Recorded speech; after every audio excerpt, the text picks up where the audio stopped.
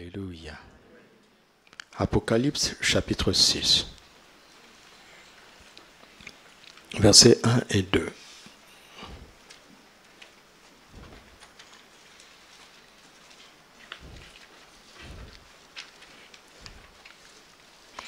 Je regardai quand l'agneau ouvrit un des 7 sceaux, et j'entendis l'un des 4 êtres vivants qui disait, comme d'une voix de tonnerre, « Viens !» Je regardai et voici parut un cheval blanc. Celui qui le montait avait un arc. Une couronne lui fut donnée et il partit en vainqueur. Et pour vaincre, qui est parti? Celui qui montait quoi? Un cheval blanc. Lisons dans la parole vivante, la version de la parole vivante. Apocalypse 6, 1 à 2. Et ma vision se poursuivit. Voilà que l'agneau brisa le premier des 7 sceaux du livre. Qui brisa les sceaux? L'agneau. Au même instant, j'entendis l'un des 4 êtres vivants commander d'une voix de tonnerre. En avant, viens. Et voici qu'apparut un cheval blanc. Son cavalier était armé d'un arc. On lui remit une couronne de laurier et il partit en vainqueur et de victoire en victoire. Il partit en vainqueur et de victoire en victoire. Psaume 119, verset 130. La révélation de tes paroles est claire. Elle donne de l'intelligence à qui? Aux ceux qui sont simples. Soyez simple, d'accord? Dis à ton frère, sois simple. Ah oui. Le Saint-Esprit n'aime pas les gens qui sont sophistiqués, compliqués. La révélation des paroles de Dieu est claire. Elle donne de l'intelligence à qui? Aux simples, à ceux qui sont simples, à ceux qui sont humbles, à ceux qui sont comme les petits-enfants. À ceux qui savent que quand ils ouvrent la Bible, ils savent qu'ils sont ignorants. Ils ne peuvent rien comprendre par eux-mêmes. Et c'est ce que nous avons fait le dimanche passé. Nous nous sommes arrêtés au fait que nous savions que l'agneau, c'est Jésus. Pourquoi?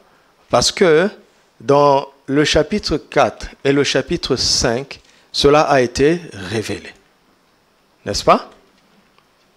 Et nous n'avons pas voulu forcer les interprétations. Nous nous sommes arrêtés là où nous étions, reconnaissant nos limites. Et Dieu aime ça. Alors il décide maintenant de nous aider. Chapitre 19, Apocalypse 19, versets 11 à 16. Puis je vis le ciel ouvert, et voici parut un... En Apocalypse 6, il y avait un cheval blanc, n'est-ce pas? Il est là. Celui qui le montait s'appelle comment? Et il juge et combat avec eux. Parce que nous connaissons la Bible, nous sentons déjà que c'est Jésus. N'est-ce pas? Verset 12. Ses yeux, les yeux de celui qui montait ce cheval blanc, ses yeux étaient comme une flamme de feu. Mais Jésus l'a dit en Apocalypse chapitre 1er. Il s'est présenté et dit, moi Jésus. Et Jean décrit, entre autres les descriptions de ce qu'il a vu, les yeux de cette personne, du Seigneur donc, étaient comme une flamme de feu. Sur sa tête étaient, comment? Plusieurs diadèmes ou plusieurs couronnes. Une seule couronne ne suffit pas pour la tête de Jésus.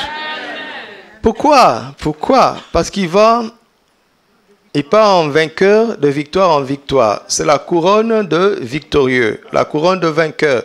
Et comme il remporte tellement de victoires, il a tellement de couronnes, tellement de diadèmes sur sa tête. Il avait un nom écrit que personne ne connaît, si ce n'est lui-même. Et il était revêtu d'un vêtement teint de sang. Alors là, c'est fini. Ce nom-là, on ne le connaît pas. D'accord? Et accepte ça comme ça. Tu m'entends? Ne cherche pas à ouvrir ce qu'il a scellé. Son nom est... Ça, au moins, c'est écrit. Cette personne qui s'appelle le fidèle et le véritable s'appelle la parole de Dieu. Son nom est la parole de Dieu. Les armées qui sont dans le ciel le suivaient sur des chevaux blancs, revêtus de fin lin, blanc et pur. De sa bouche sortait une épée aiguë pour frapper les nations. Il les pétra avec une verge de fer, et il foulera la cuve du vin de l'ardente colère du Dieu Tout-Puissant. Il avait sur son vêtement et sur sa cuisse un nom écrit, Roi des rois et Seigneur des seigneurs. Amen. Cette personne qui est sur un cheval blanc et qui part en vainqueur pour vaincre, qui part en vainqueur de victoire en victoire, c'est qui? C'est le Seigneur Jésus-Christ lui-même. Et c'est ça mon titre. Jésus part en vainqueur et de victoire en victoire. Dis-le à quelqu'un. Jésus part en vainqueur et dis-le à quelqu'un d'autre. Et de... Amen.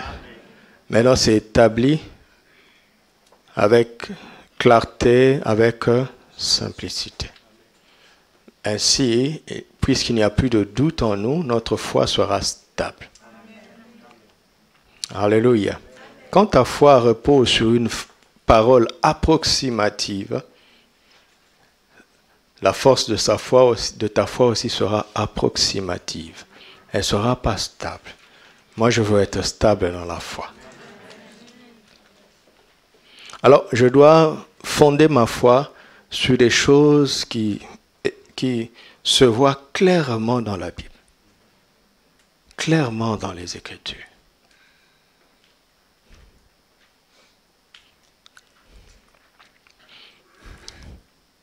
Jésus part en vainqueur et de victoire en victoire. C'est bien, je sens qu'il y a la foi, c'est bien, c'est bien. Et avant que l'on dise ça, on dit qu'il avait un arc et une couronne lui fut donnée. N'est-ce pas? Oui. C'est ça? Reste dans lui second maintenant. Il avait un arc et une couronne lui fut donnée. La couronne lui fut donnée. Mais avant cela, il avait un arc. D'accord? Et l'arc est une arme de guerre différente des autres. Parce qu'on ne fait pas grand-chose avec un arc. L'arc, c'est cette arme qui symbolise l'objectivité, la précision. Parce qu'avec un arc, on vise une cible. N'est-ce pas? On vise une cible pour l'atteindre. Et en réalité, un manieur d'arc doit s'entraîner à être un tireur d'élite. C'est pas comme l'épée où tu fais piche, piche, piche, piche, piche.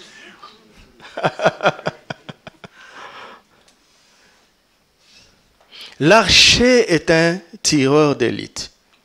Il vise un but précis. Les archers combattent comme ça.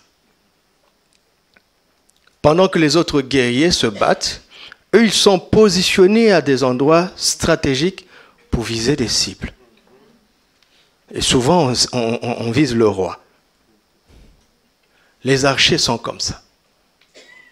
Ce sont des snipers, des tireurs d'élite.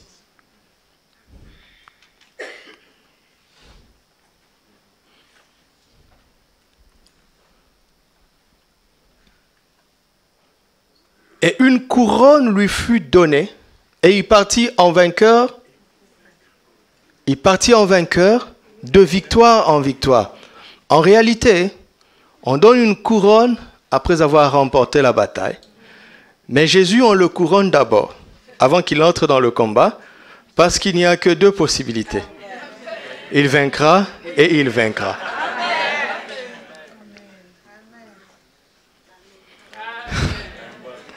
Si on fait un ring de boxe ici, sur lequel je me trouve, et on te met dans le ring, et on prend un frère ici, comme arbitre, le frère, qu'est-ce qu'il va faire? Il va d'abord soulever ma main, avant le combat. Dites Amen. Ça va. Parce que il n'y a pas d'autre possibilité quand Jésus entre en scène. Quand Jésus entre dans un combat, qu'est-ce qu'on peut imaginer d'autre si ce n'est que là? Donc à cause de cela, on le couronne d'abord, on le couronne déjà. Jésus est déjà couronné dans ta vie. À moins qu'il ne parte pas, lorsqu'il se lève, ses ennemis se dispersent. Quand Jésus entre dans un combat, l'issue est décidée à l'avance.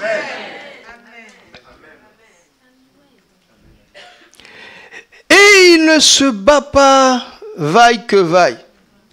Il détermine des cibles à l'avance. Il les vise et il les atteint. Parce que si Jésus vise une cible, il ne peut pas ne pas l'atteindre.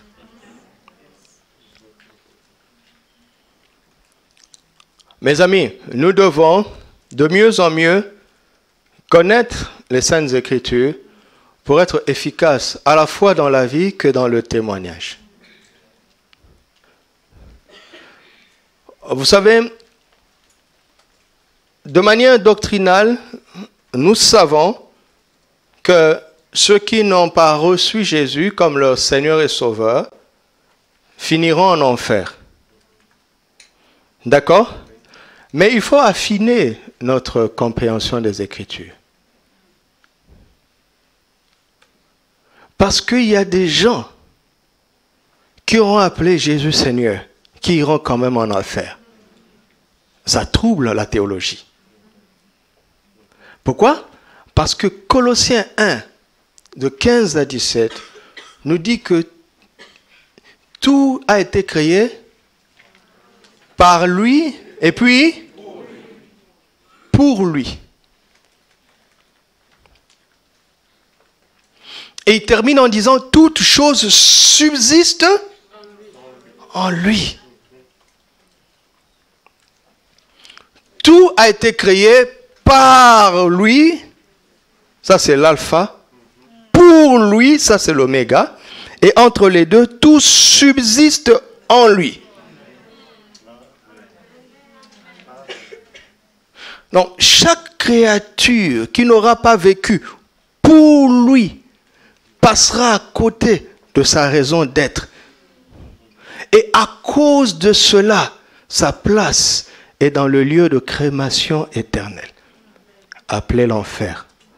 Parce que quand quelque chose est inutile et que cette chose dépasse sa durée de vie et qu'elle atteint sa date de péremption, on jette cette chose à la poubelle et toutes les poubelles vont dans un lieu de crémation, le feu. Et la géhenne, c'était la poubelle d'Israël. La géhenne, ce sont ces lieux de crémation. Chaque ville organisée a un lieu de crémation des poubelles, c'est-à-dire le lieu où on jette les choses inutiles, les choses qui n'auront pas servi.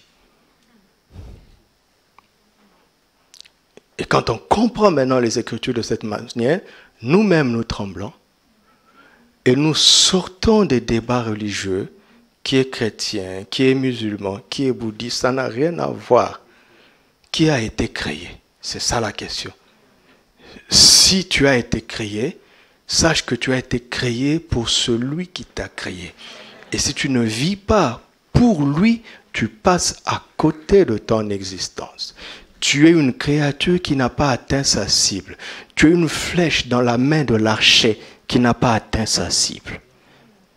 Tu es une flèche qui fait mentir l'archer, qui fait croire que l'archer n'est pas un tireur d'élite.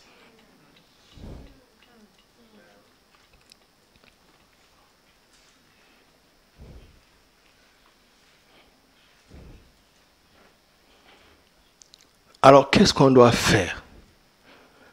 Et les gens se posent des questions. Mais comment je fais pour trouver le but de ma vie? Parce que si je passe à côté du but de ma vie, je finirai en enfer. Une flèche ne cherche pas à atteindre la cible.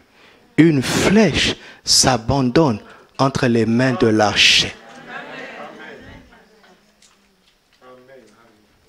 Ce que Christ attend de toi, c'est que tu t'abandonnes à lui et que tu lui fasses confiance. Les humains sont de drôles de flèches qui discutent avec l'archer de la cible.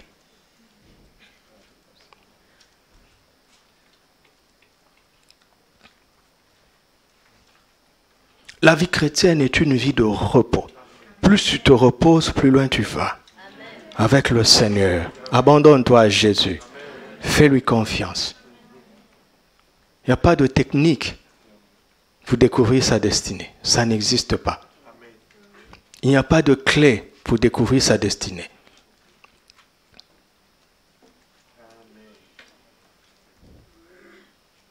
C'est une vie de confiance. Ils disent, Seigneur, que devons-nous faire pour faire les œuvres de Dieu? Mauvaise question. Jésus répond, l'œuvre de Dieu, une seule, c'est quoi? C'est que vous croyiez en celui qui l'a envoyé. C'est que vous ayez confiance en Jésus. Et donc, la foi n'est pas un mot théorique. C'est un mot très dynamique. Si tu as confiance en Jésus, tu ne peux pas ne pas faire l'œuvre de Dieu. Et il n'y en a qu'une seule. Tous ceux qui croient en Jésus ne font que cette œuvre-là. On dit son ministère c'est ceci, son don c'est ceci. On s'en fout. Aie confiance en Jésus. Et tu feras ce que tous ceux qui ont confiance en Jésus font. Amen. Depuis Abel jusqu'à aujourd'hui, nous avons une seule œuvre.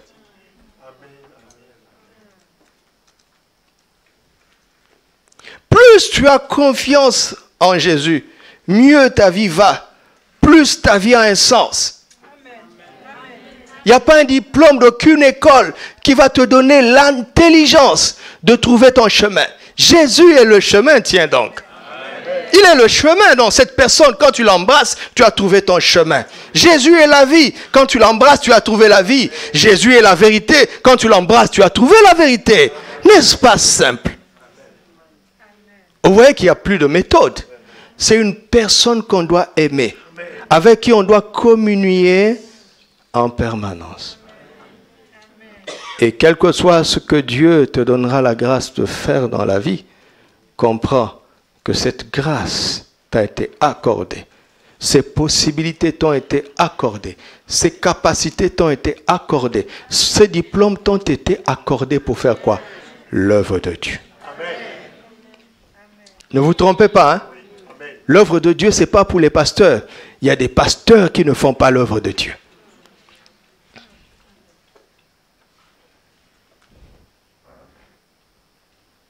Chaque jour, tu dois réfléchir. Pourquoi j'ai ça? Chaque jour. Parce que la mort ne respecte pas les diplômes. Vous savez ça, non? De l'autre côté, il n'y a pas de président, il n'y a pas de ministre. Lisez l'Ecclésiaste. L'Ecclésiaste est choqué, il dit, mais à quoi ça sert alors tout ça dans la vie? La mort ne respecte personne.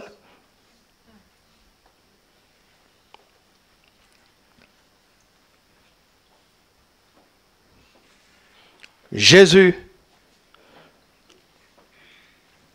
est cet archer qui a été couronné et qui part en vainqueur de victoire en victoire. Jésus avait deux secrets. Proverbe 16, verset 4 dit que l'Éternel fait toutes choses pour un but. C'est ça l'archer. Il a le sens de l'objectivité. Il a le sens de la cible. Il ne tire pas sans avoir déterminé la cible. Est-ce que tu saisis ce que j'essaie de dire? Dieu a fait toutes choses pour un but. Dieu ne fait jamais rien au hasard. Il ne fait pas, après il réfléchit pour se dire, voyons voir, qu'est-ce qu'on va faire avec ce qu'on a fait. Dieu n'est pas comme ça. Dieu a d'abord un but précis et il crée la chose équivalente pour atteindre ce but.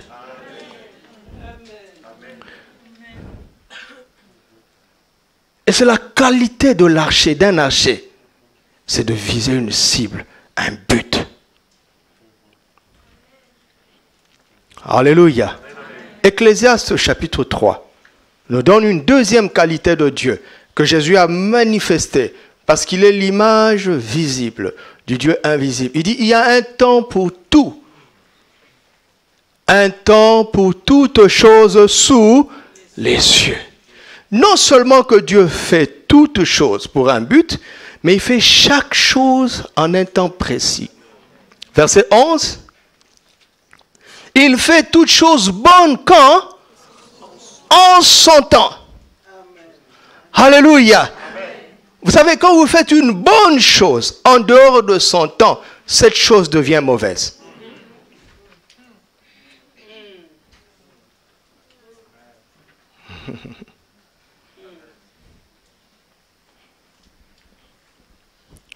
Dieu fait tout pour un but et en son temps.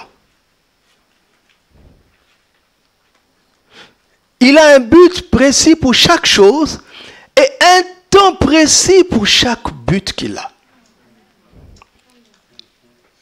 Quand tu combines ces deux qualités, tu ne peux pas échouer. Donc pour partir en vainqueur, qu'est-ce que tu dois faire? Tu dois d'abord t'asseoir. Avez-vous acheté une table et une chaise? Je vous ai conseillé ça, non?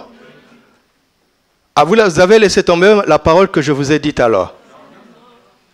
Mon ami, mets une table et une chaise dans ta chambre. Assieds-toi.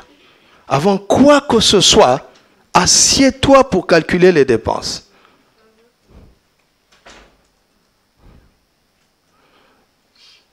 Quand j'étais plus jeune, j'avais un ami dans la foi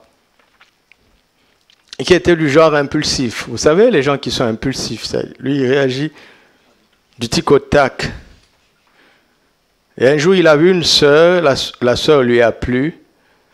Après quelques semaines de sympathie, la sœur est venue lui rendre visite et il ne sait pas qu'est-ce qu'il lui a appris. Il a dit à la sœur qu'il l'aimait et qu'il aimerait l'épouser. La sœur a dit oui tout de suite. C'est une bonne chose. Le soir, le frère est venu, il dit, mon cher, ça chauffe. Je lui ai dit, pourquoi? Il dit, la sœur m'a dit oui. J'ai dit, alors?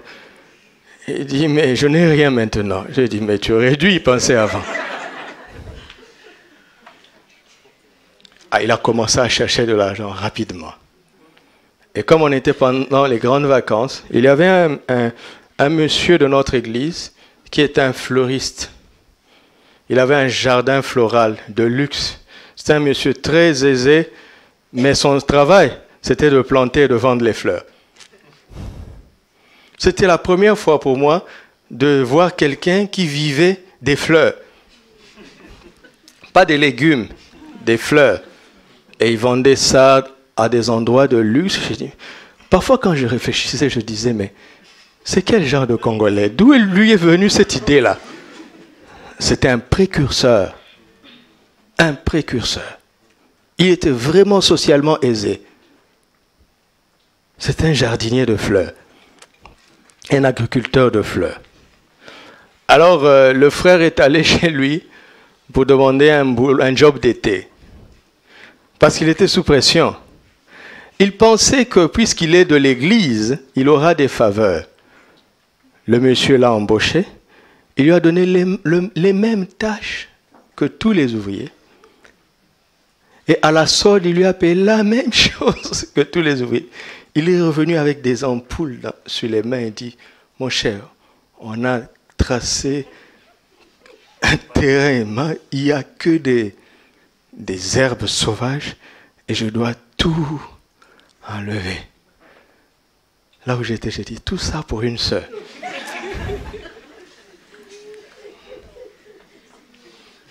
Et quand on l'a payé, il s'est rendu compte que pour pouvoir payer la dot, avec ce boulot-là, il faut qu'il travaille 9 ans et demi.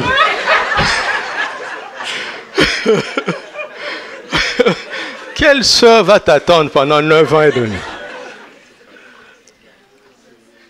Je vais aller jusqu'au bout de cette histoire.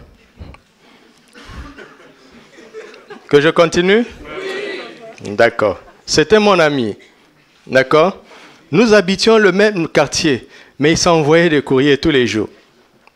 Et à la fin de la réunion, quand on est en train de se saluer là, il s'échange des lettres. À l'église. Et j'étais jeune, immature à l'époque. Je tolérais ces choses à l'époque. J'ai lu toutes les lettres de la sœur au frère.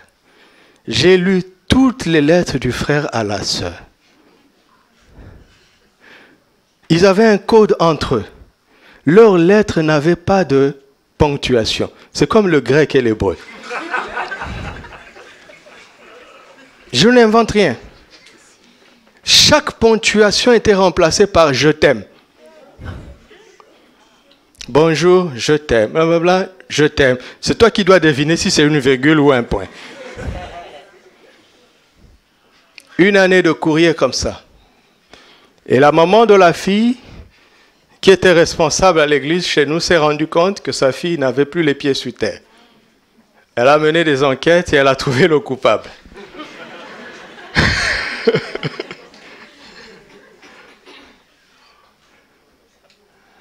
Bon, je vais faire court parce qu'il y a beaucoup d'éléments dans cette histoire. Je vous raconterai une autre partie dans un autre. Bon, bref, la dame, ayant compris qu'elle ne pouvait pas maîtriser plus sa fille, elle a attendu que la fille ait le bac. Elle a envoyé chez sa sœur au Kenya. C'était pour les éloigner parce que les personnes d'expérience savent que la distance et le temps, ils font du travail. La distance et le temps vont s'occuper de résoudre ce problème. Une année plus tard, jour pour jour, le frère est revenu comme ça, abattu. Dans sa main, un autre courrier. Et comme d'habitude, j'ai lu le courrier. Depuis là même, tu fais quoi? Depuis que tu me fais attendre 3 ans, tu fais quoi? Tu m'as parqué comme une voiture. Tu me racontes que des projets, que des projets. L'homme n'avait pas bougé d'un iota, socialement. Et la fille qui avait bravé toute sa famille pour le monsieur s'est rendue compte de l'impasse. Il n'y avait rien. Et entre-temps, elle a rencontré un bon frère qui est prêt. Parce que ça, c'est ce qu'on va découvrir après. Vous savez quoi? Le frère ne s'est jamais relevé de ce choc. Il n'est plus dans la foi. Un jour, il me dit, parce que quand je vais au pays, il ne va même plus à l'église. Je le cherche. Pour qu'il décroche mon appel, je dois mettre un numéro masqué. Et un jour, il me dit, les sœurs de l'église sont matérialistes. J'ai dit, non, c'est toi qui étais insensé. Voici quelqu'un qui est parti en perdant. Pour perdre. Vous voyez? Il a parlé, il a réfléchi après. Jésus n'est pas comme ça. Son nom est la parole de qui?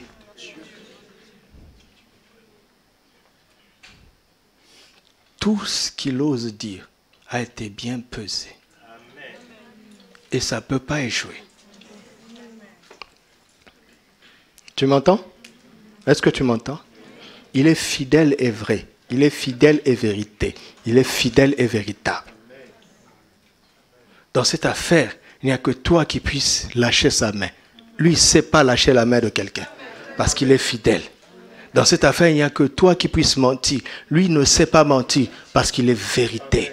Il est véritable. Il est vrai.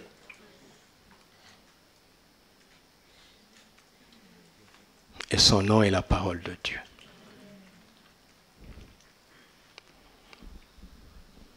Il a le sens du but. Il connaît le but de Dieu. Mais il connaît aussi le temps de Dieu. Si tu as l'impression que ça tarde, ça ne veut pas dire que ce qu'il a dit ne s'accomplira pas. Mais ça s'accomplit en son temps. Car une bonne chose faite avant son temps devient une mauvaise chose.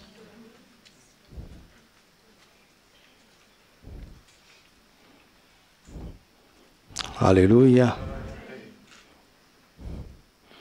Et Jésus était comme ça. Nous voyons dans l'évangile de Jean que pour son premier miracle, quand sa mère lui a dit, dans Jean chapitre 2, ils n'ont plus de vin, écoutez la réponse de l'homme. Il dit, mon heure n'est pas encore venue. Il ne dit pas qu'il ne va pas le faire. Et quand tu as l'oreille de la foi, tu entends le message derrière le son. Tu entends le message. Tu entends, et Marie a compris que Jésus a dit qu'il va le faire. Mais il attend le temps approprié. Alors qu'est-ce qu'elle fait? Elle va dire au serviteur, faites ce qu'il vous dira, parce que bientôt il va parler. Quand le temps va arriver, il va parler. Son nom est la parole de Dieu.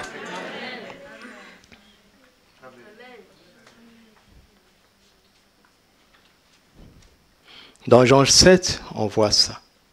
Il dit, votre temps est toujours prêt. Ceux qui ne se préoccupent pas de la volonté de Dieu, ils sont libres de faire ce qu'ils veulent, où ils veulent, quand ils veulent, avec qui ils veulent, comment ils veulent. Nous ne sommes pas comme ça. Nous avons choisi le chemin étroit et resserré qui mène à la vie, car large et spacieux est le chemin qui mène à la perdition.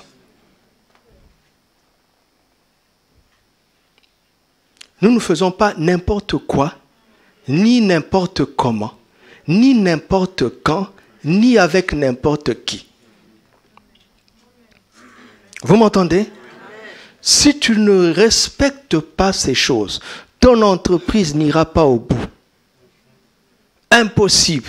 L'ennemi est très rusé. Et ce sont les choses que nous avons développées à partir du dimanche prochain. Ne pas ignorer les desseins du diable.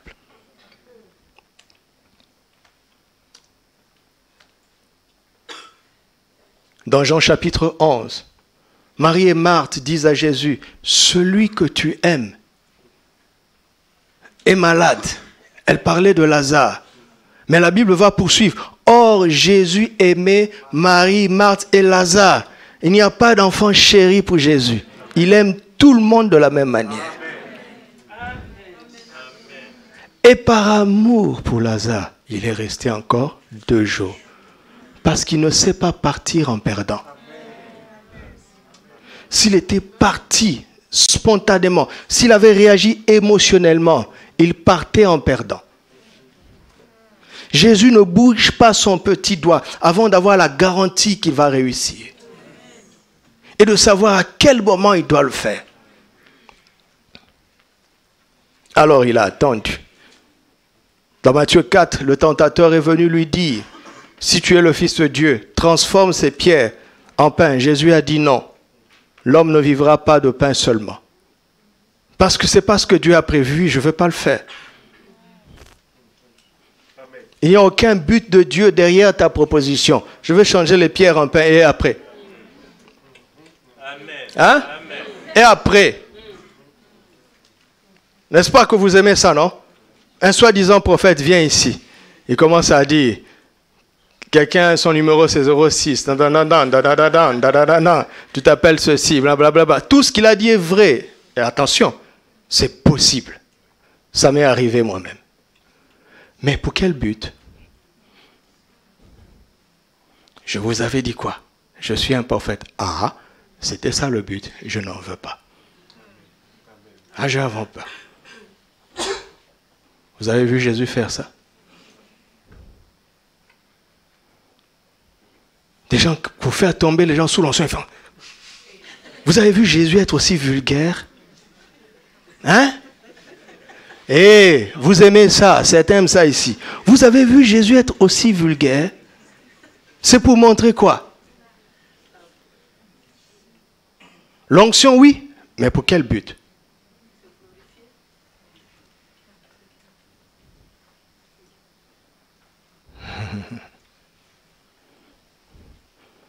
Vous savez, heureusement que nous avons de bons aînés, heureusement que nous avons un Père spirituel. Est-ce que vous savez que dans la chair, je peux vous faire tomber ici? Dans la chair. Vous ne savez pas ça, hein? Vous ne saviez pas, hein? Vous ne savez pas ça?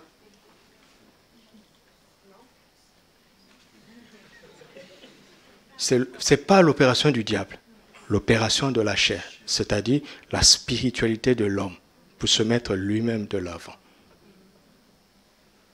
Et donc, il prend en otage les dons de l'esprit au service de sa gloire personnelle. C'est dangereux. Et le diable aime ça. Il te laisse faire ça. Parce que tu vas tout droit en enfer. Et tu entraînes des gens avec toi. On a vu ça un peu le mercredi, non? On va continuer le mercredi prochain. Dans la chair, tu peux faire certaines choses spirituelles. Parce que la chair est une dimension spirituelle. On ne peut pas opposer deux choses qui n'ont pas la même nature. Il dit, marchez selon l'esprit et vous n'accomplirez pas les désirs de quoi? Vous voyez? Donc la chair, c'est une spiritualité opposée au Saint-Esprit. C'est de la spiritualité. Lisez Galates 5. Les œuvres de la chair, on cite la magie. Les œuvres de la chair, mais on cite la magie. Les œuvres de la chair, mais on cite la magie. Les œuvres de la chair. On cite l'occultisme par la chair, pas par le diable, par la chair. On n'a pas compris la chair. Mais mercredi, je vais encore aller plus loin. La chair, c'est-à-dire un enfant de Dieu peut entrer dans une spiritualité que le Saint-Esprit n'approuve pas. Et il n'a jamais rien fait avec le diable. Rien.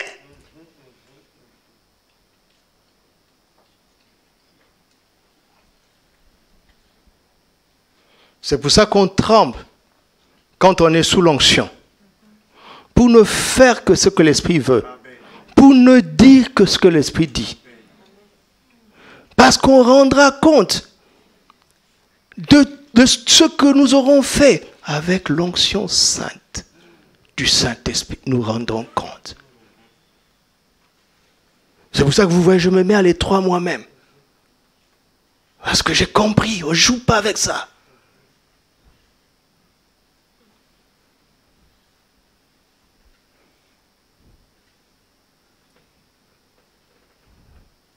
Matthieu chapitre 8, versets 5 à 7.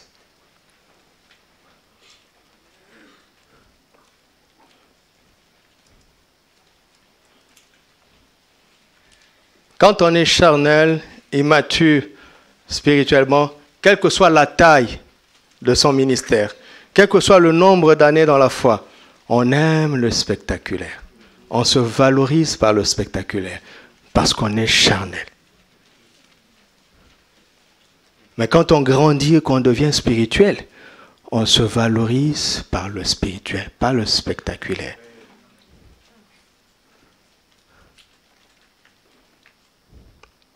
Comme Jésus entrait dans Capernaum, un centenier l'aborda, le priant et disant, « Seigneur, mon serviteur est couché à la maison, atteint de paralysie et souffrant beaucoup. » Jésus lui dit, il dit quoi? Jésus dit, j'irai et je le guérirai. Il dit à l'avance ce qu'il va faire.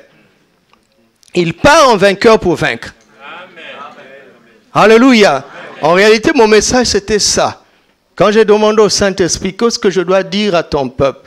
Il m'a dit, dis-leur ce que Jésus leur dit. J'irai et je les guérirai. J'irai et je les aiderai. J'irai et je les sauverai. J'irai et je les délivrerai.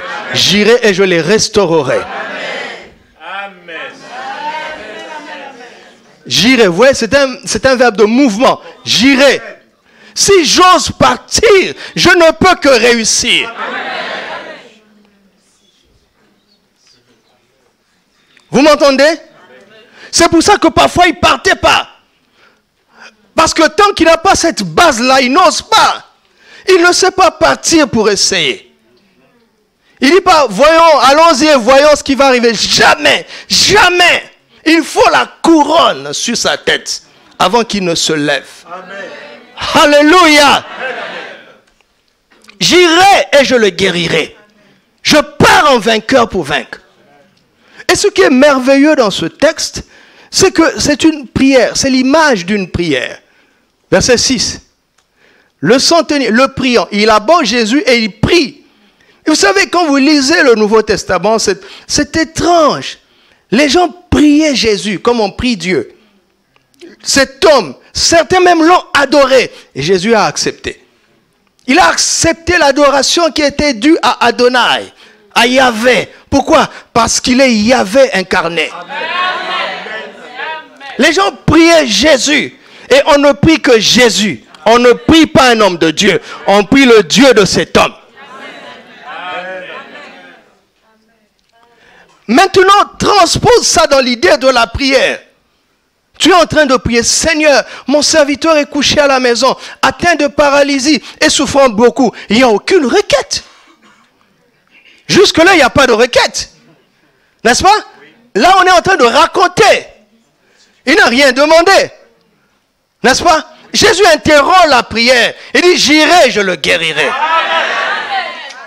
Nous avons cette assurance que si nous demandons une chose quelconque selon sa volonté, nous savons qu'il nous écoute. Et si nous savons qu'il nous écoute, nous savons que nous possédons ce que nous lui avons demandé.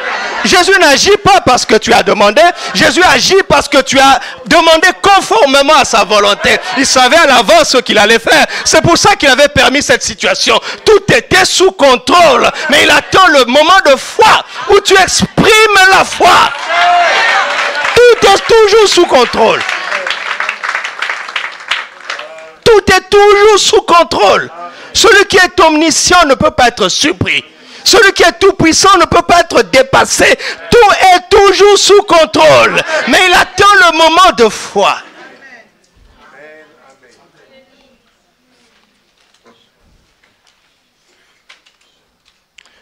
Lisez attentivement les évangiles, vous allez voir que Jésus organisait son agenda de manière à se retrouver là où on aurait besoin de lui.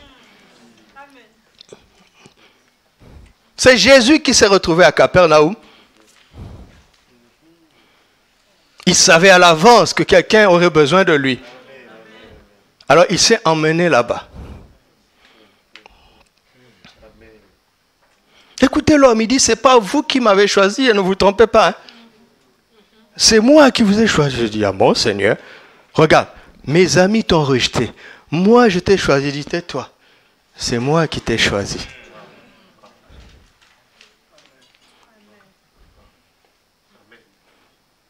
C'est moi qui suis venu à toi pour que tu m'acceptes.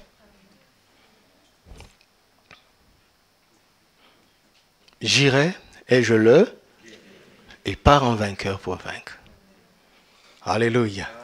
Mais voici ce qui est extraordinaire avec ce texte. Continuons. Verset 8. Le centenier répondit, Seigneur, je ne suis pas digne que tu entres sous mon toit, mais dis seulement un, et mon serviteur sera. Il dit, ne viens pas. Parle. Je suis content qu'il soit établi déjà, que tu es prêt de partir en vainqueur pour vaincre. Mais dans Apocalypse 19, celui qui part en vainqueur pour vaincre s'appelle la parole de Dieu. Alors parle. Amen. Tu as compris ça? Est-ce que tu as compris ça? Si tu ne saisis pas ça, Matthieu 8 reste une histoire du centenier. Mais si tu saisis ça, Matthieu 8 te montre ce que Jésus veut faire avec tout le monde. Parce qu'on n'a plus Jésus physiquement ici, mais on a sa parole.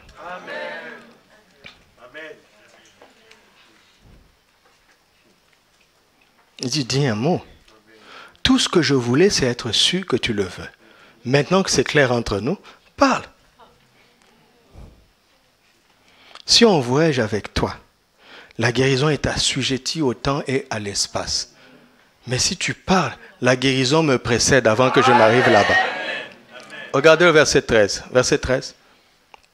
Puis, Jésus dit au centenier, va, qu'il te soit fait selon ta foi. Et le temps que le gars ne voyage, la guérison l'avait déjà précédé.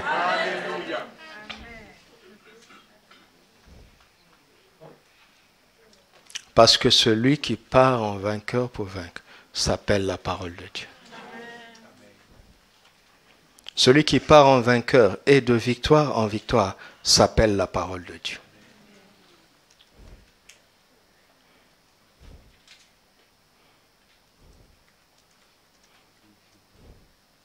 Son arc, c'est donc sa bouche. Sa flèche, c'est la parole qui sort de sa bouche.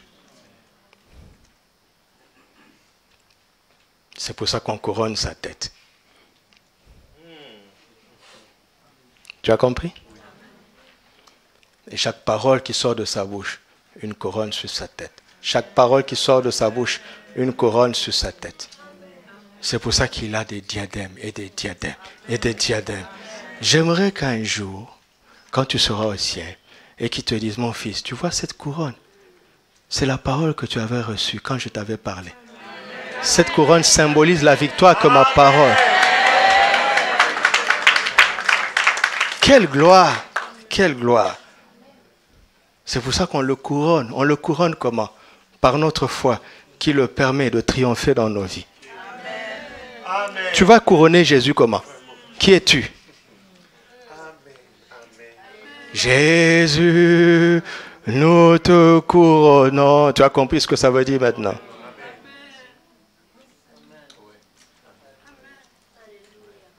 Au ciel, Abraham va vous dire, vous voyez cette couronne-là? C'est moi.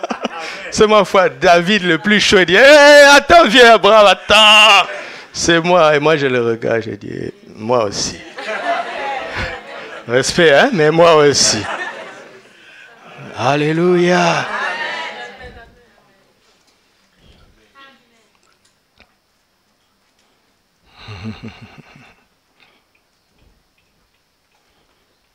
Maintenant, nous devons comprendre que notre Seigneur, qui part toujours en vainqueur et de victoire en victoire, s'appelle la parole de Dieu. Afin que nous puissions chérir la parole de Dieu. En méprisant la parole de Dieu, tu méprises Jésus. Et en méprisant Jésus, tu repousses tes victoires.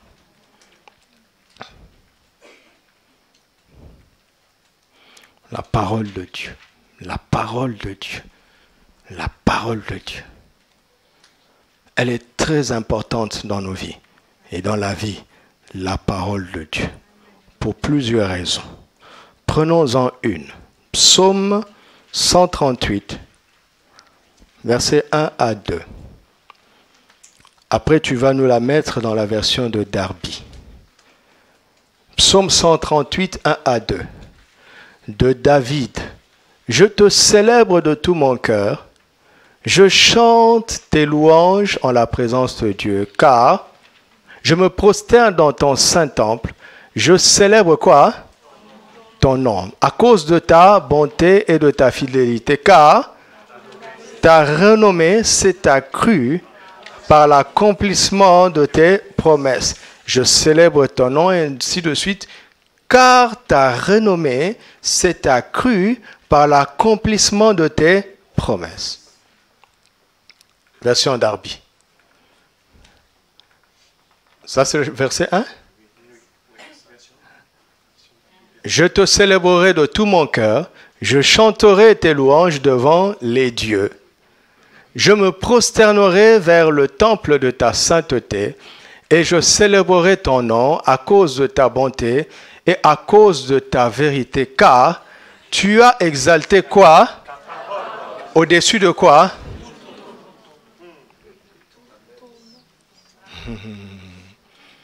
Relis ça.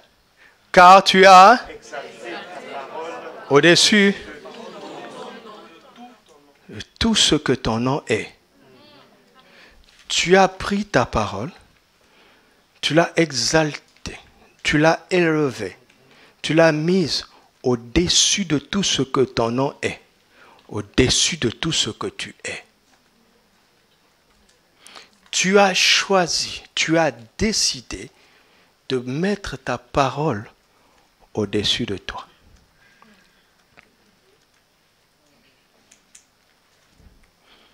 Personne d'autre ne l'a fait. C'est toi qui l'as fait. Qu'est-ce que cela veut dire? Alors, je commence à comprendre Philippiens 2. Allons-y. Philippiens 2, versets 9 à 11. Philippiens 2, 9 à 11. C'est pourquoi Dieu l'a souverainement élevé. Dieu a souverainement élevé qui? Aide-moi, Seigneur. Dieu l'a souverainement élevé et lui a donné quoi? Le nom. Qui est au-dessus de? Tout nom. Ok. Afin qu'au nom de Jésus, tout genou fléchisse où? Et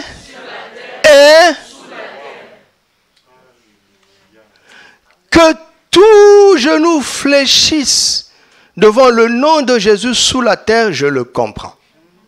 Que tout genou fléchisse devant le nom de Jésus sur la terre, je le comprends. Mais que tout genou fléchisse devant le nom de Jésus dans les cieux, ça me choque. Parce que notre Père qui est dans le ciel, il n'y a pas que les anges.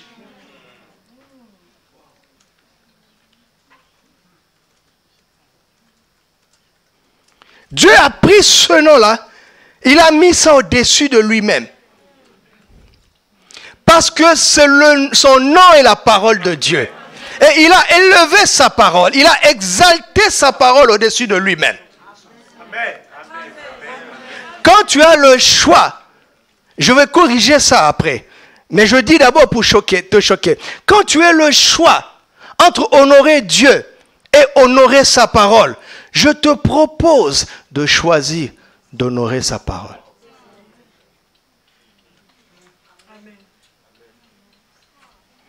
Parce que dans le mot Dieu, on peut mettre beaucoup de choses.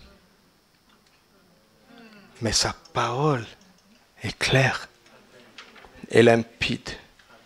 C'est pour ça qu'on ne chasse pas les démons au nom de Dieu, mais au nom de Jésus. Amen. Conformément à la parole. Toutes les religions ont un Dieu. Vous savez, les musulmans sont extraordinaires parce qu'ils sont monothéistes. Comme les Juifs, ils croient en un seul Dieu. Mais ce n'est pas en confessant Dieu qu'on est sauvé. C'est en confessant Jésus. Pourquoi? Parce que c'est ce nom qui a été souverainement élevé dans les cieux. Parce que son nom est la parole de Dieu. Vous comprenez la subtilité maintenant du combat, puisque c'est une année de combat. Nous allons parler de la subtilité du combat. Quand l'onction remplace la parole de Dieu, vous avez déjà perdu. Quand dans l'église il n'y a pas d'enseignement, ils ont déjà perdu. Parce que Jésus, mais personne n'a jamais été un comme Jésus. Mais Jésus lui-même, avec toute sa gloire, a osé combattre Satan en disant, il est écrit. Il a honoré la parole.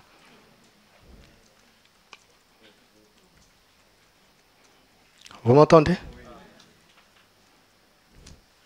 Tu ne peux pas réussir ta vie si tu négliges ce que Dieu a dit. Arrêtez de contester avec Dieu.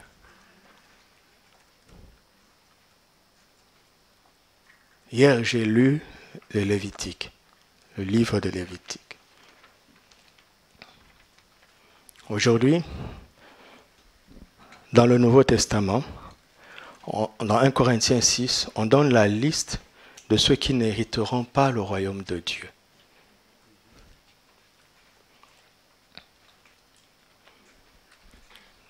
Et parmi ceux qui n'hériteront pas le royaume de Dieu, il y a ce mot grec qui peut être traduit par homosexuel, mais qui peut aussi être traduit par efféminé.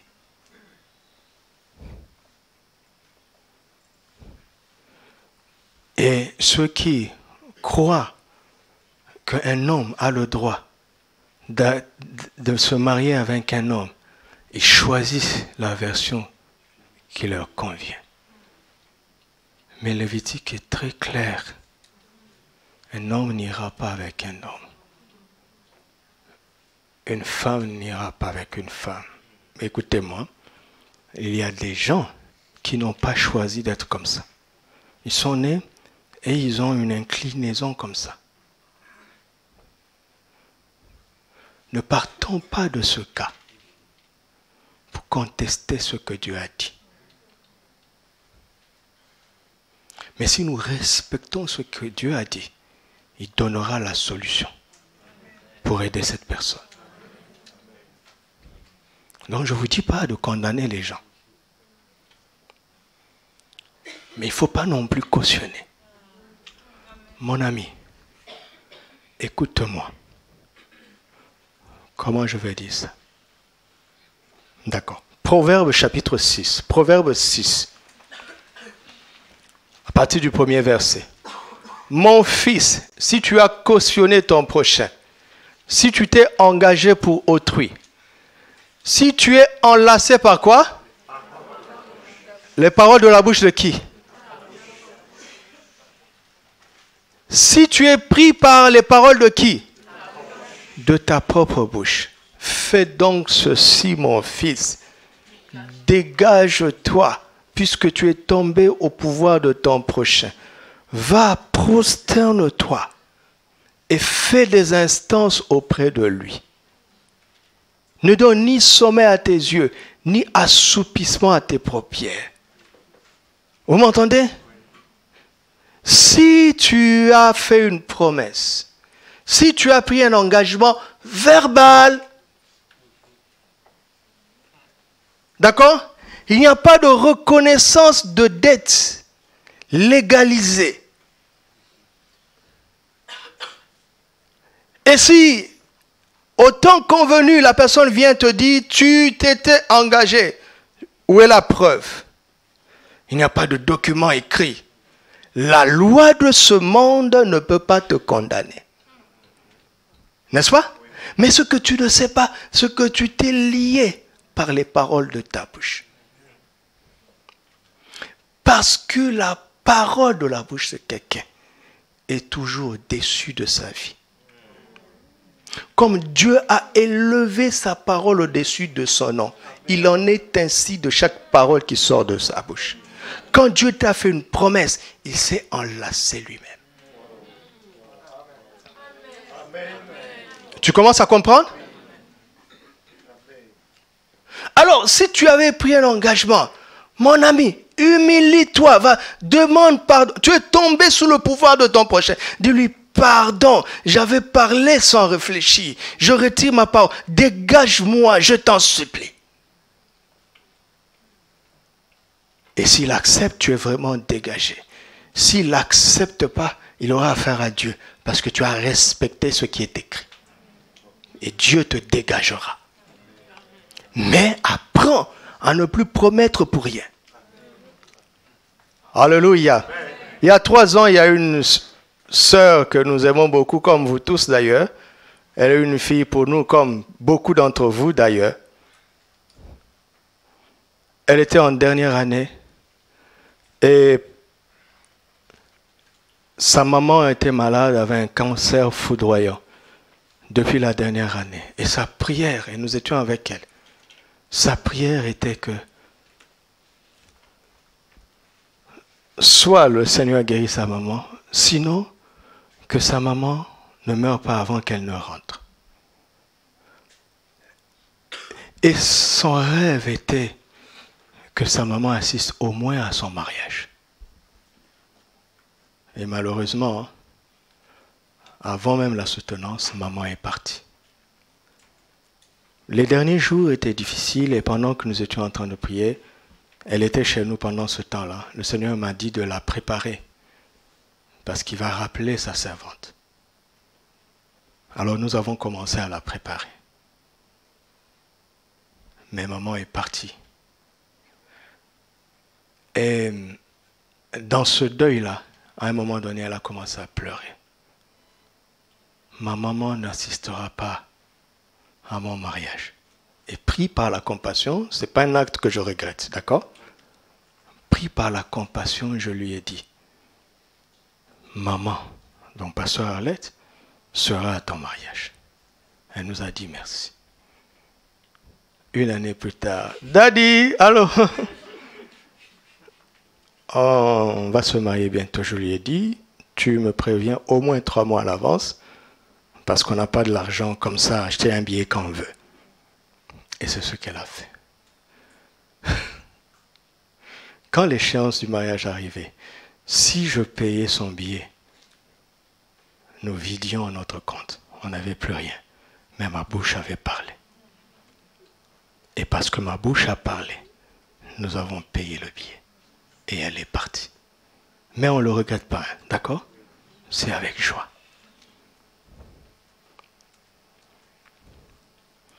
Pourquoi Saül a échoué? Parce que Saül n'était pas un homme de parole. 1 Samuel 13, 13. Réfléchissez un peu. Il n'est pas... D'accord, lisons. Samuel dit à Saül, tu as agi en insensé. Tu n'as pas observé quoi? Le commandement de l'Éternel, ton Dieu, que l'Éternel, ton Dieu, t'avait donné. Tu aurais affermi pour toujours. Quelle était la faute de Saül? Il n'a pas observé la parole de Dieu. Réfléchissez un peu. Entre ne pas observer la parole de Dieu et prendre la femme d'autrui, tuer son mari. C'est ce que David a fait, n'est-ce pas? Qu'est-ce qui est plus grave? Répondez sincèrement. Qu'est-ce qui est plus grave? N'est-ce pas que c'est de prendre la femme d'autrui et de tuer son mari? Vous voyez comment l'intelligence nous trompe.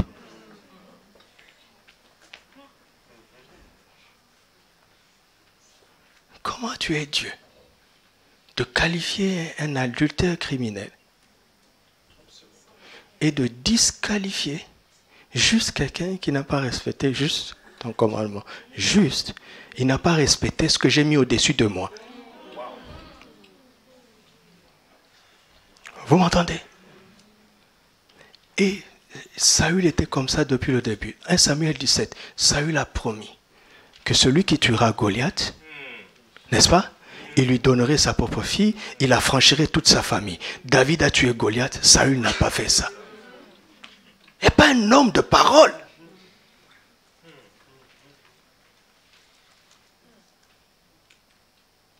Parce que quand tu commets une faute et que tu te repens, Dieu te pardonne. Mais quand tu dénigres la parole de Dieu, cette parole dans laquelle est établie la possibilité de la repentance, si tu mets cette parole de côté, tu n'as plus de base pour te repentir.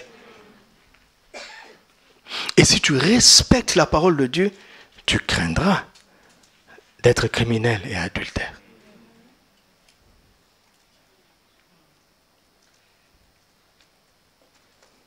C'est pour ça que j'enseigne abondamment.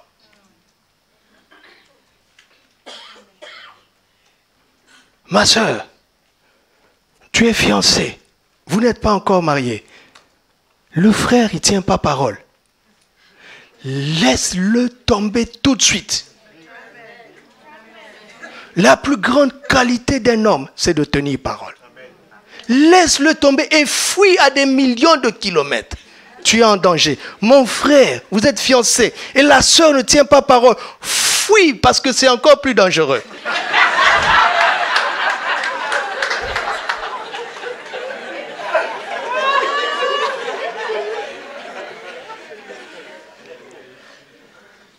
La parole qui sort de la bouche. La parole qui sort de la bouche. Même pour te sauver, Même pour te sauver, Dieu a eu besoin que ta bouche parle. Lui, le Tout-Puissant, il a déjà tout pourvu à la croix. C'est déjà fait, c'est signé.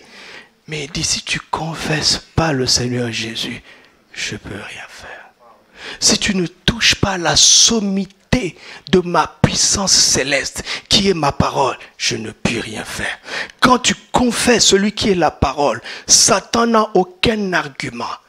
Satan va venir, il avait fait ceci. Regarde à la croix. Il a plu à Dieu de sauver les hommes par quoi? La folie de quoi? De la prédication.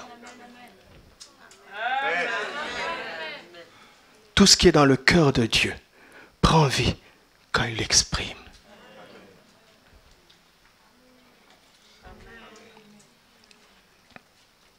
Parce que celui qui part en vainqueur pour vaincre s'appelle la parole de Dieu.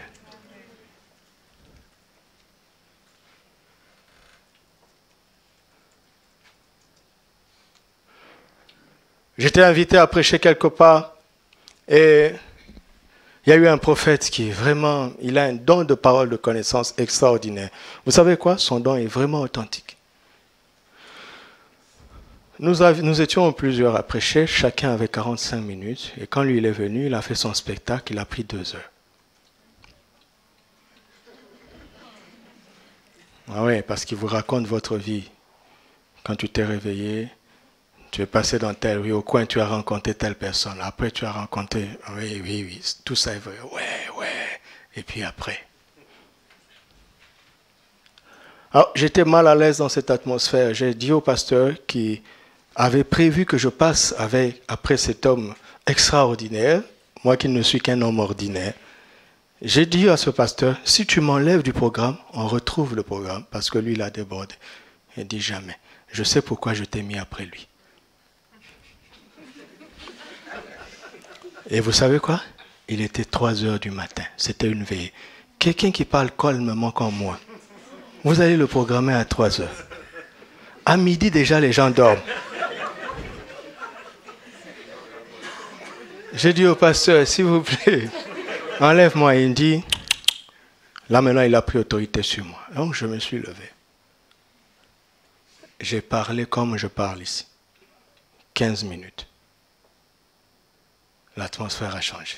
Et je suis venu m'asseoir. Ils ont conduit la prière eux-mêmes. Je ne savais pas comment prier avec eux. J'étais déjà mal à l'aise avec ce qui s'était passé avant. Alors, pendant que je ferme les yeux, je vois quelqu'un qui me touche. C'est le fameux prophète qui était à genoux devant moi. Il me dit, prie pour moi. Je veux que Dieu me donne la parole comme il t'a donné. J'ai dit, mais tu es prophète?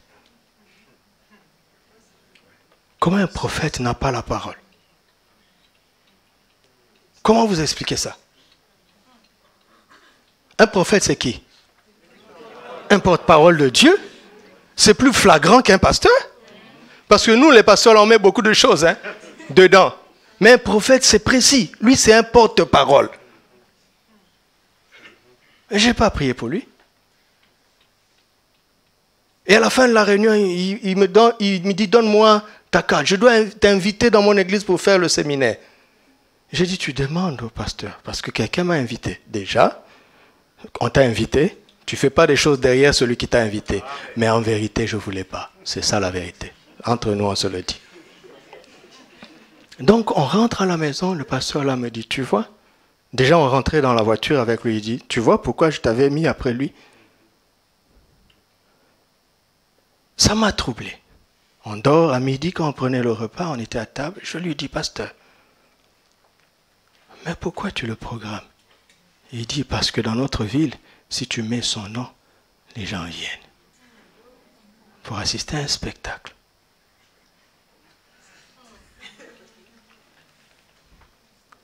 Mais je n'ai pas de leçon à donner à un vieux pasteur comme ça. J'avais envie de lui dire, mais ne fais pas ça. Je suis allé prêcher quelque part. Et ils ont prié pendant 2 heures.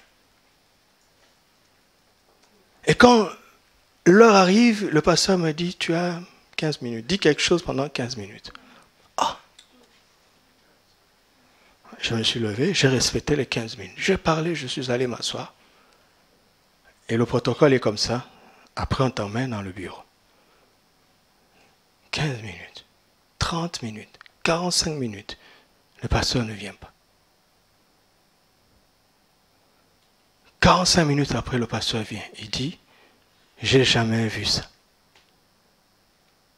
Quand tu es parti, personne ne veut partir. Personne ne prie, personne ne part. L'église est assise. Le modérateur zélé a entonné un cantique. Personne ne suit.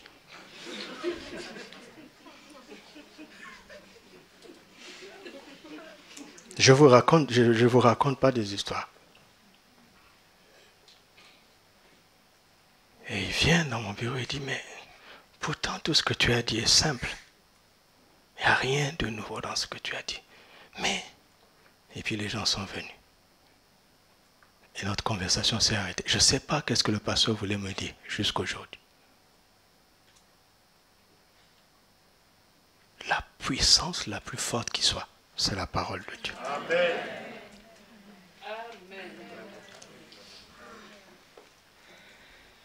Regarde, Jésus regarde un lépreux, il dit, je le veux, sois pur.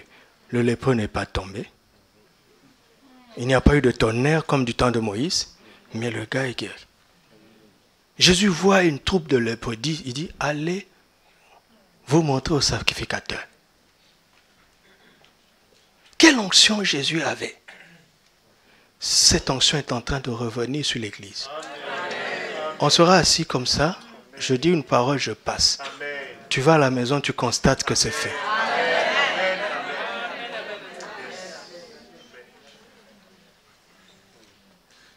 Et ce n'est pas quelque chose pour les réunions.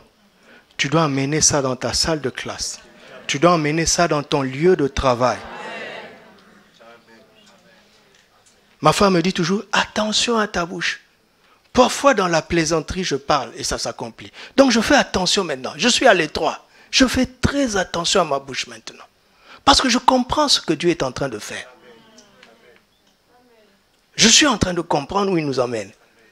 Mais ne me regardez pas comme si j'étais l'expert. C'est pour tout le monde. Alléluia. Parce que l'huile qui tombe sur le souverain sacrificateur tombe sur tout son corps. L'huile qui tombe sur le pasteur tombe sur tout le peuple. Fais attention. Surtout ne maudis personne. Quand tu es frustré, fuis. Ferme ta bouche, fuis. Parce que tu es dangereux. Parce que le Jésus auquel tu crois, il s'appelle la parole de Dieu.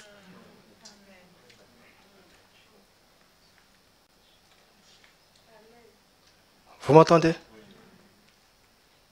Alors il faut se remplir de la parole. Se remplir de la parole. Pourquoi? Parce que plus la parole de Dieu prend la place dans ton âme, moins tu as des paroles personnelles. Vous comprenez? J'ai dit quoi?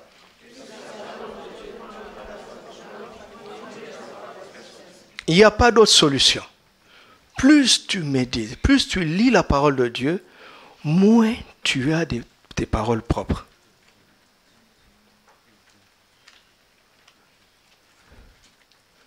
Regarde Jésus.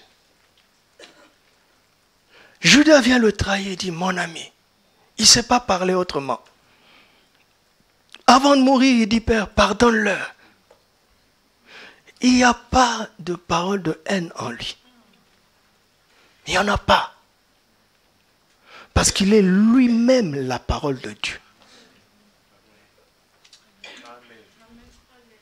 Alléluia.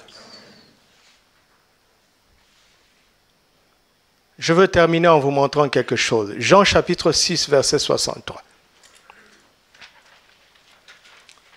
Jean chapitre 6, verset 63, il dit, c'est l'esprit qui vivifie, la chair ne sert de rien. Les paroles que je vous ai dites sont comment? Alléluia. Nous avons vu qu'il a élevé la parole au-dessus de son propre nom. Deuxièmement, les paroles de Jésus sont esprit et vie. Mais qu'est-ce que ça veut dire? Ça s'explique par la Bible. La Bible s'explique par la Bible. Amen. Les paroles de Jésus sont esprit et vie veut dire quoi? Ça veut dire, premièrement, Hébreux 4:12. La parole de Dieu est vivante et efficace. Alléluia. Les paroles de Jésus sont vivantes et efficaces. Je suis en train de vous expliquer. D'accord? Continuons. Et puis je vais revenir, je vais vous expliquer après. 1 Pierre 1, 23. 1 Pierre 1, 23. Puisque vous avez été régénérés, non par une semence corruptible, mais par une semence incorruptible. Quelle est cette semence incorruptible? C'est la parole vivante et permanente. Oui? Donc la parole est vivante et efficace. Elle est vivante et permanente. Vous avez enregistré? D'accord. Hébreux 4, verset 3. Hébreux 1, verset 3. Hébreux 1, verset 3.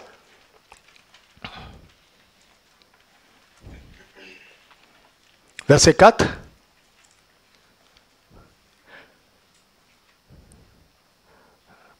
Verset 3. Voilà. Et qui étant le reflet de sa gloire et l'empreinte de sa personne, soutenant toutes choses par sa parole puissante. Sa parole est puissante. La parole de Dieu est vivante, elle est efficace et elle est puissante par le Saint-Esprit. C'est ça que veut dire mes paroles sont esprit et vie. Les paroles de Jésus sont vivantes, efficaces, permanentes et puissantes par le Saint-Esprit. Alléluia. Maintenant, prenons la parole est vivante. La parole est vivante veut dire quoi?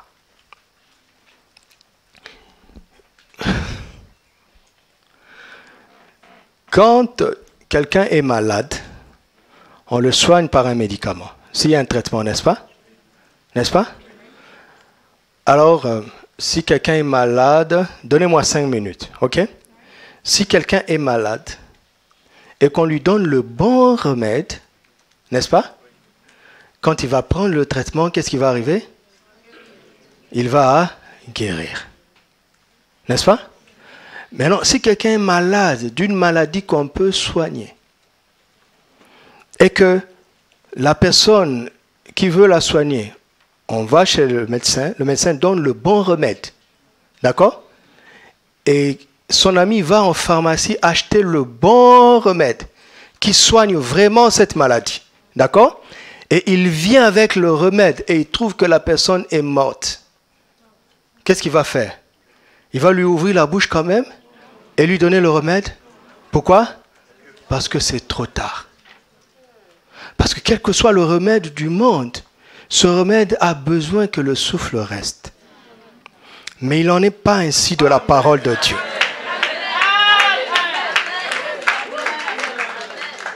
Vous commencez à comprendre? La parole de Dieu, quand Dieu l'envoie, il ne tient pas compte de ce qui se passe là-bas. Parce qu'elle est vivante. Elle a en lui tout ce qu'il faut pour que ce qu'il a dit s'accomplisse. C'est pourquoi Dieu a dit que la lumière brillera du sein des ténèbres. On ne sait pas par quel physique il a fait ça, mais puisque sa parole est vivante, quand il a dit la lumière soit, la lumière n'est pas venue de loin, elle a jailli du sein des ténèbres. Parce que cette parole est vivante, quand elle entre là où il y a les ténèbres, elle emmène la vie. Quand elle entre là où il y a la mort, elle emmène la vie. Et tu dois apprendre à recevoir la parole de Dieu telle qu'il a dit simplement. N'ajoute pas de raisonnement. Cette parole a la vie qu'il faut pour renverser les choses. Deuxièmement, cette parole, elle est efficace. Ça veut dire qu'elle n'échoue pas, tout simplement. Pas besoin d'expliquer. Troisièmement, cette parole est permanente. Ça veut dire que quand elle rentre quelque part, elle s'impose. On ne peut pas la mettre elle demeure là-bas. Et quand tu as reçu une parole dans une situation, et c'est ça que tu dois comprendre. Quand Dieu a résolu ton problème par une parole, sache que ce problème est fixé pour toujours. Il est résolu pour toujours parce que cette parole va maintenir ce que Dieu a dit dans ta vie. Elle soutient toutes choses par sa parole puissante. Sa parole est tellement puissante pour te soutenir et te maintenir dans l'état dans lequel Dieu veut que tu sois, pour que tu fasses ce pourquoi il t'a donné et t'a dit ce qu'il a dit. Et tout ça par la puissance du Saint-Esprit.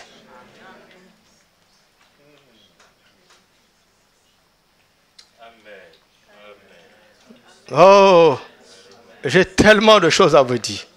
Par la puissance du Saint-Esprit. Je comprends maintenant pourquoi Jésus dit l'homme ne vivra pas de pain, mais de toute parole qui sort de la bouche de Dieu. Je comprends maintenant le centenier qui dit seulement un mot. Parce que quand je reçois ce mot-là, la vie vient, et cette vie demeure, et cette vie me soutient.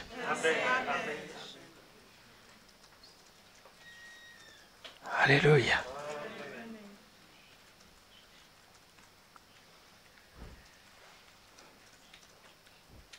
Jésus part en vainqueur et de victoire en victoire dans ta vie comment? En t'envoyant sa parole. Rendons grâce à Jésus pour sa parole dans nos vies. Rendons-lui grâce. Pour sa parole dans nos vies. Rendons-lui grâce. Rendons-lui grâce. Rendons-lui grâce. Nous te rendons grâce. Oh Seigneur. Déjà, le simple fait d'avoir une Bible. C'est le plus grand de tous les cadeaux. C'est le plus grand de tous les cadeaux d'avoir une Bible, d'avoir la parole de Dieu dans un livre. C'est le plus grand de tous les cadeaux. Je te remercie de ce que tu m'as permis d'avoir une Bible. Il y a des endroits où il n'y a pas de Bible. Il y a des endroits où il n'y a que des morceaux de Bible. Il y a des endroits où on se cache pour lire ce livre. Mais tu nous as donné ce livre, la liberté, dans la liberté et la possibilité de l'avoir en nous en permanence. Oh, je te remercie pour ta parole. Je veux l'honorer, je veux l'honorer. Je veux mieux l'honorer parce que j'ai compris. Si tu aimes Jésus, tu dois honorer sa parole. Si tu aimes Dieu, tu dois honorer sa parole parce que tu as compris la place que Dieu donne à sa parole. Tu as compris la place que Dieu donne au nom de Jésus. Tu as compris la place que Dieu donne à celui dont le nom est la parole de Dieu. À celui dont le nom est la parole de Dieu. Alléluia. Commence à dire au Seigneur de faire de toi un homme, une femme de parole. Parle à Dieu, parle, réponds. Fais de moi un homme, un homme de parole, un homme de parole. Un homme de parole. Que je pèse chaque parole qui sort de ma bouche. Quand je prends un engagement, que je sache le tenir. Quand je donne une parole, que je sache l'honorer, l'honorer. Oh, fais de moi un homme de parole. Fais de nous un peuple de parole, un peuple de parole, un peuple de parole, un homme de parole, un homme de parole, un homme de parole, un homme de parole, un homme de parole. Fais cette autre prière. Demande au Saint-Esprit de t'apprendre à parler de plus en plus comme Dieu et de moins en moins comme un homme. De plus en plus comme Dieu, de moins en moins comme un homme. N'aie pas peur. Fais cette prière, fais cette prière. Parlez comme lui, parlez comme Jésus, comme Dieu. De moins en moins comme un homme, de moins en moins comme un homme. De moins en moins comme un homme, de plus en plus comme toi. De plus en plus comme Dieu. Que ta parole supprime toutes les paroles vaines dans ma vie. Que ta parole vienne occuper toute la place dans mes pensées. Change notre vocabulaire. Change notre vocabulaire. Change notre vocabulaire. Oh, change notre vocabulaire. Que seule ta parole soit dans nos bouches. Que ta parole abonde dans nos cœurs, dans nos pensées, dans nos bouches. Afin que nous puissions parler comme toi. Parler comme toi. Parler comme toi. Parler comme toi. Parler comme toi. Si tu avais pris des engagements que tu n'as pas tenus, réfléchis. Si tu peux les tenir, alors honore-les. Fais de cela une priorité. D'accord? Si tu ne peux pas les tenir, va humilie-toi. Demande pardon. Demande à être dégagé. Ne garde pas le silence. Fais quelque chose immédiatement. Immédiatement après cette réunion. Réagis. Réagis. Réagis. Il y a des gens qui ont des dettes. Et ce n'est pas qu'ils manquent, mais tu sais, tu as pris tes dettes et dans tes calculs, tu te disais que tu pourrais rembourser facilement à l'échéance que tu avais donnée. Mais il se trouve qu'il y a des situations qui sont arrivées entre-temps.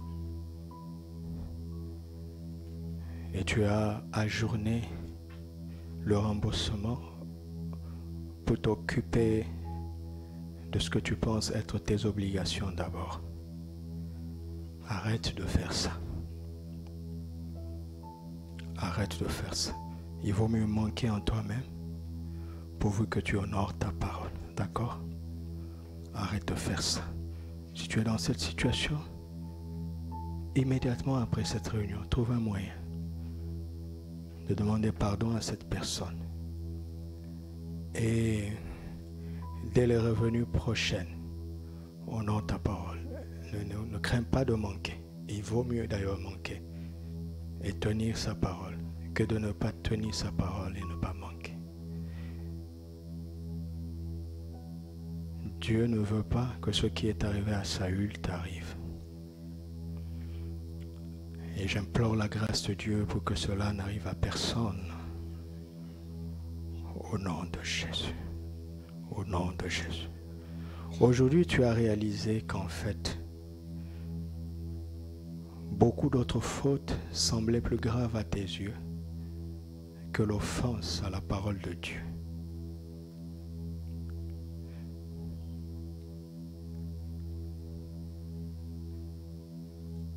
Renverse ça maintenant. Il n'y a pas pire offense que de s'opposer à la parole de Dieu. Il n'y a pas pire offense que ça. Toute l'Église va demander pardon au Seigneur pour cela. Et nous allons lui demander la grâce de raisonner maintenant à l'endroit, parce que nous raisonnions à l'envers. Père, nous te demandons pardon. Parce que nous avions considéré la faute de David comme étant plus grave que la faute de Saül. Oui, humainement, c'est ce que nous pensons. Mais tu nous montres l'inverse dans les Écritures. Nous ne banalisons pas la faute de David, mais nous voulons raisonner dans la bonne direction. C'est pourquoi en tant que peuple, nous te demandons pardon. Et d'ailleurs, comment éviterions-nous ce que nous pensons être grave au sujet de David si nous n'honorons pas ta parole? Que ta parole retrouve sa première place. Que ta parole retrouve sa première place dans nos cœurs. Que ta parole occupe toujours la place la plus élevée dans nos vies. Que ta parole occupe la place la plus élevée dans nos maisons. Que ta parole occupe la place la plus élevée dans nos familles. Que ta parole occupe la place la plus élevée dans l'Église. Et que là où nous sommes, nous fassions en sorte que ta parole soit respectée dans nos lieux de travail, dans nos compagnies, dans nos amitiés, dans nos relations. Aide-nous à faire en sorte que ta parole soit respectée. Que ta parole soit respectée. Que ta parole soit honorée. Que ta parole soit honorée. Vous savez, quand vous donnez à la parole de Dieu la plus haute importance, ce que vous ne savez pas, c'est que vous honorez réellement Jésus.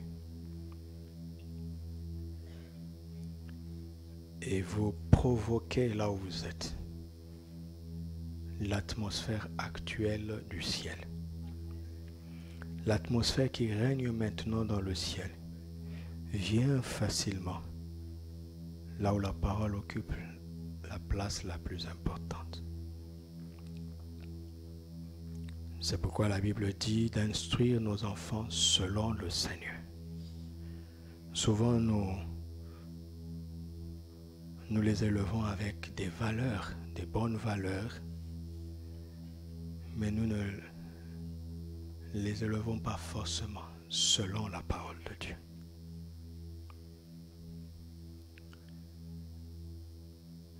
Il faut imposer la parole de Dieu là où vous êtes. Satan ne peut pas aller là où la parole de Dieu est respectée de manière incontestable. Regarde comment il a induit la première famille à l'erreur. En discutant avec la parole de Dieu. Dieu a-t-il réellement dit? Ce que Dieu a dit, il l'a dit. Pas de discussion possible. Ce que Dieu a dit, il a dit. Et il en sera ainsi pour toujours. Pour toujours.